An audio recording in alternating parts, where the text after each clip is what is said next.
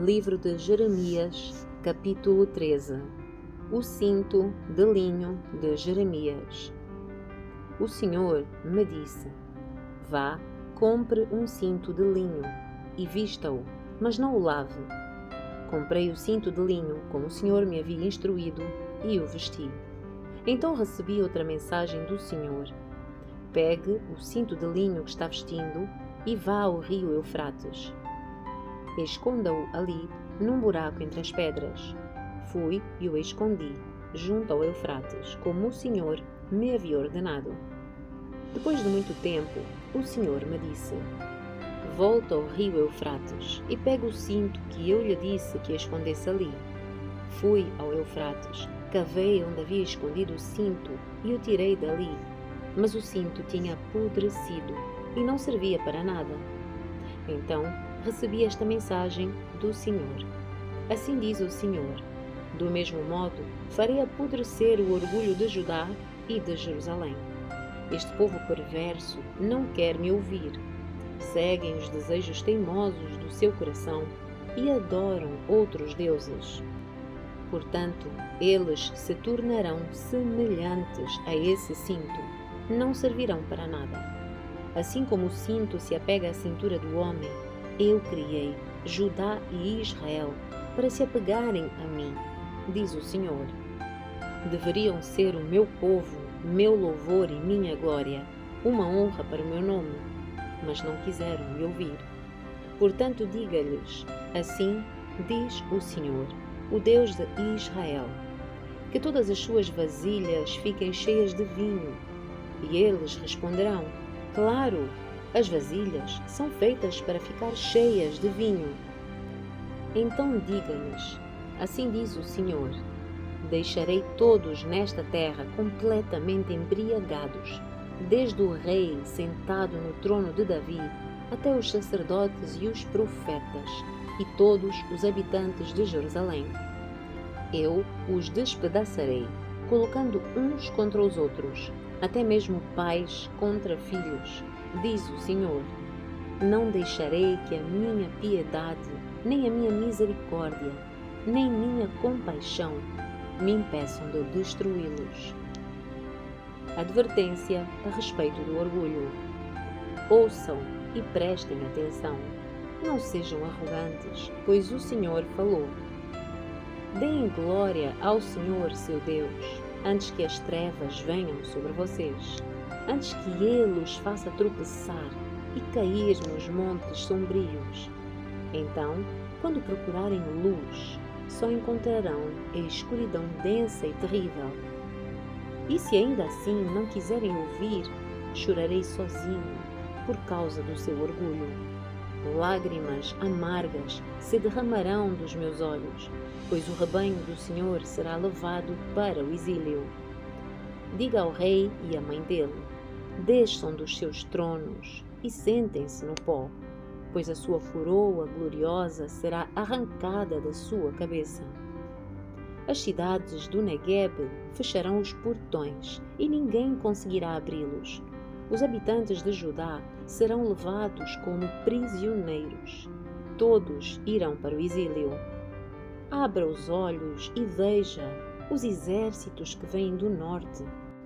Onde está o seu rebanho, o lindo rebanho de que ele a encarregou de cuidar? O que dirá quando o Senhor colocar os seus antigos aliados para a dominarem? Pontadas de angústia tomarão conta de você, como as dores da mulher em trabalho de parto. Você se perguntará: por que é que isso me aconteceu? Foi por causa dos seus muitos pecados. Por isso, os exércitos invasores arrancaram as suas roupas e a violentaram. Acaso o etíope pode mudar a cor da sua pele? Pode o leopardo tirar as suas manchas? De igual modo, você é incapaz de fazer o bem, pois se acostumou a fazer o mal. Eu a dispersarei como palha levada pelos ventos do deserto. Esta é a sua parte, a porção que lhe reservei, diz o Senhor. Pois você se esqueceu de mim e confiou em falsos deuses. Eu mesmo arrancarei as suas roupas, para que apareça a sua vergonha. Vi o seu adultério e a sua lascívia, a sua idolatria detestável nos campos e sobre as colinas. Que aflição a espera, Jerusalém! Quando é que você se purificará? Capítulo 14. Seca terrível em Judá. Jeremias recebeu esta mensagem do Senhor acerca da grande seca. Judá anda chorando. O comércio às portas da cidade parou. O povo senta-se no chão, pois está de luto. De Jerusalém sobe um grande clamor. Os nobres mandam os servos buscarem água, mas todos os poços secaram. Confusos e desesperados, voltam com jarros vazios e cobrem a cabeça entristecidos. A terra está seca e rachada por falta de chuva. Preocupados, os lavradores também cobrem a cabeça. Até a corça abandona sua cria, pois não há capim no campo. Os jumentos selvagens ficam no alto dos montes e ofegam como chacais sedentos. Forçam a vista para achar pastagem, mas não encontram. A nossa maldade nos alcançou, Senhor, diz o povo. Ainda assim, ajuda-nos por causa do teu nome. De ti nos afastamos e contra ti pecamos repetidamente. Ó esperança de Israel, nosso Salvador em tempos de angústia, porque és como estrangeiro entre nós. Porque é que és como viajante de passagem pela terra, que fica só uma noite? Acaso também não estás surpreso? O nosso guerreiro valente não tem poder para nos salvar? Tu estás em nosso meio, Senhor. Somos conhecidos como teu povo. Por favor, não nos abandones. Assim diz o Senhor ao seu povo: vocês gostam de andar longe de mim e não controlam os pés. Por isso, não me agradarei mais de vocês. Agora me lembrarei de toda a sua perversidade e os castigarei pelos seus pecados. O Senhor proíbe Jeremias de interceder. Então o Senhor me disse: não ore mais pelo bem deste povo. Quando jejuarem, não darei atenção ao seu clamor. Quando apresentarem os seus holocaustos e ofertas de cereal, não me agradarei. Em vez disso, os devorarei com guerra, fome e doença.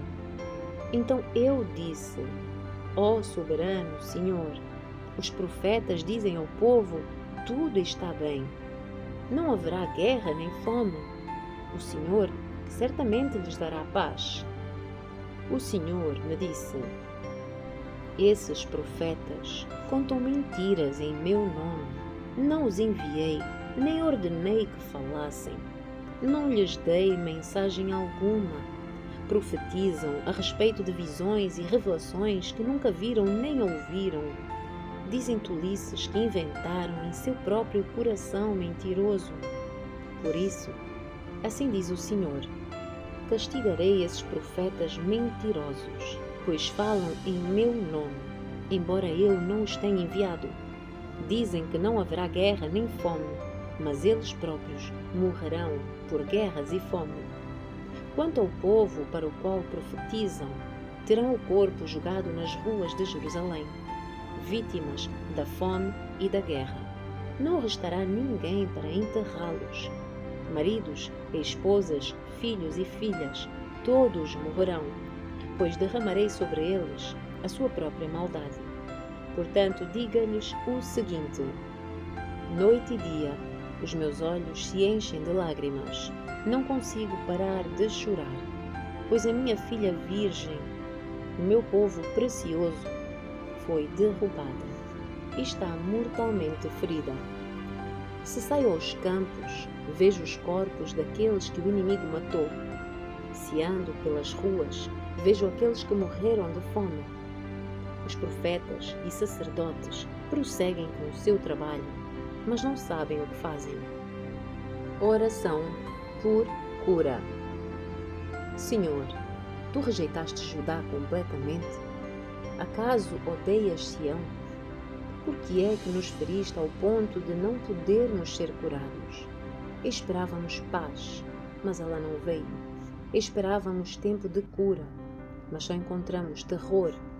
Senhor, confessamos a nossa maldade e a maldade dos nossos antepassados. Todos pecamos contra ti.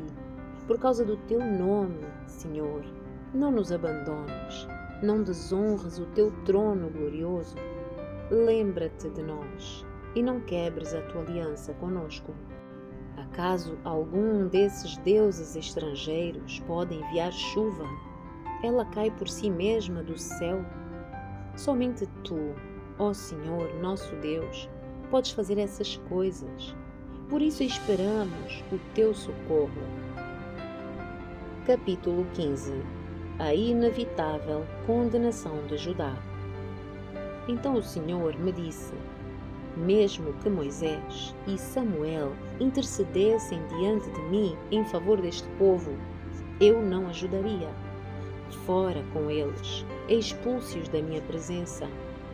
E se lhe perguntarem para onde iremos, diga-lhes: assim diz o Senhor. Os destinados à morte, para a morte.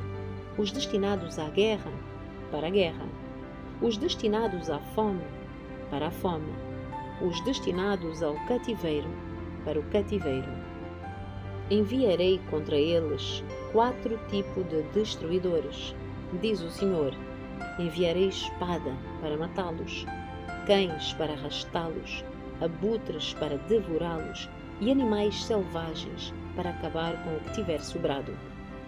Por causa das maldades que Manassés, filho de Ezequias, rei de Judá, fez em Jerusalém, farei do meu povo objeto de horror para todos os reinos da terra.